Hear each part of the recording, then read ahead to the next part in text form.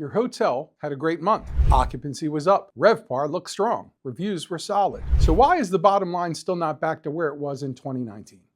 Answer isn't your labor costs. It isn't your rates. It's something most operators never even look at, and it's been quietly draining margins for several years. HotelStaff TV, hottest happenings in hospitality.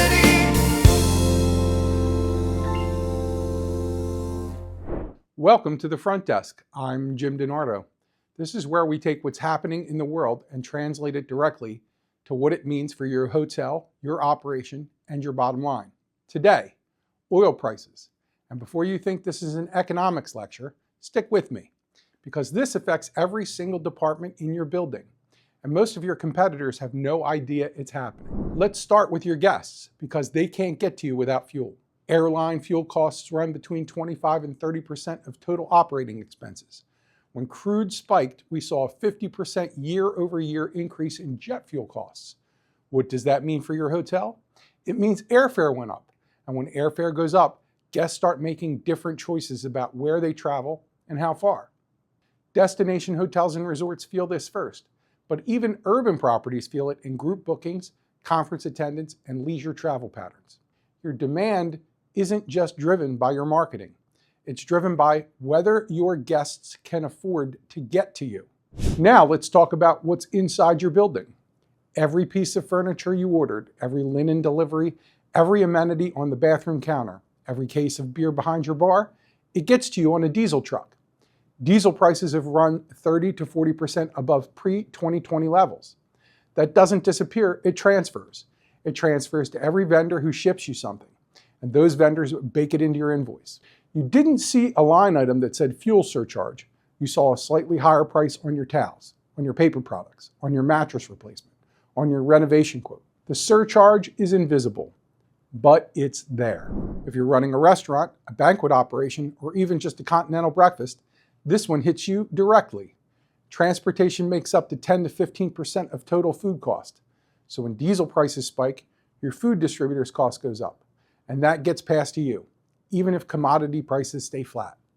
We've seen 97% of restaurant and hotel operators report that food costs are a major operational issue right now. That's not supply chain disruption anymore. That's the new normal.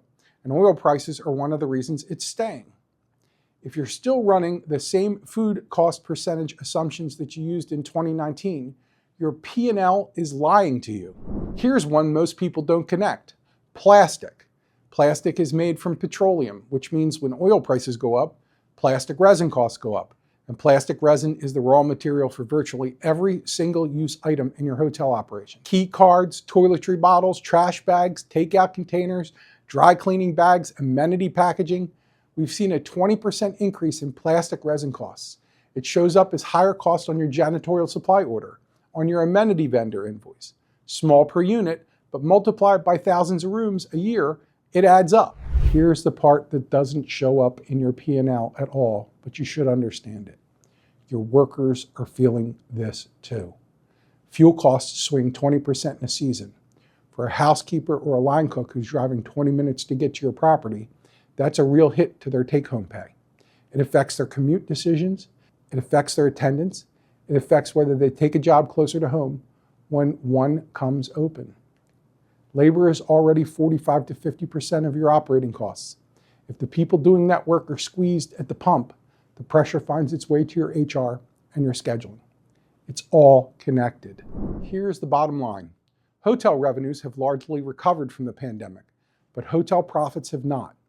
Industry data shows that hotels are still running 10 to 20% below pre-pandemic profit levels, even as revenues have bounced back. The gap between revenue recovery and profit recovery, that's largely being eaten by elevated operating costs, and oil prices are one of the biggest, most persistent drivers of that. Your occupancy is up, your rates are up, and your margins are still not where they should be. Now you know one of the reasons. What does this mean for how you operate? Renegotiate supply contracts will fuel escalation clauses, so you're not absorbing cost spikes passively. Audit your vendor pricing annually, not just when you sign a contract. Factor transportation-linked inflation into your budgeting assumptions, and communicate this to your ownership group. Because if they're wondering why margins aren't back to 2019 levels, they deserved an informed answer, not a shrug. The operators who understand this are going to make smarter decisions. The ones who don't are going to keep wondering why the numbers don't add up. Oil isn't a commodity story. For hotel operators, oil is an operating cost story. It's embedded in how your guests get to you, how your supplies reach you, what you pay for food, and how your team members decide whether this job is worth the commute. The operators who see that, the ones who connect the macro to the micro, are the ones who protect their margins when everyone else is confused about why profits are still soft. See the big picture. That's the front desk. Real data, real implications, real talk for the people running hospitality. Subscribe. And if you know an operator who's been scratching their head over margins, send them this one. They'll thank you. And if you want to look at where hospitality's heading, check out Gravitas Hotel, gravitashotel.com. The first hotel in space? It's something else entirely. Let's turn the key. HotelStaff.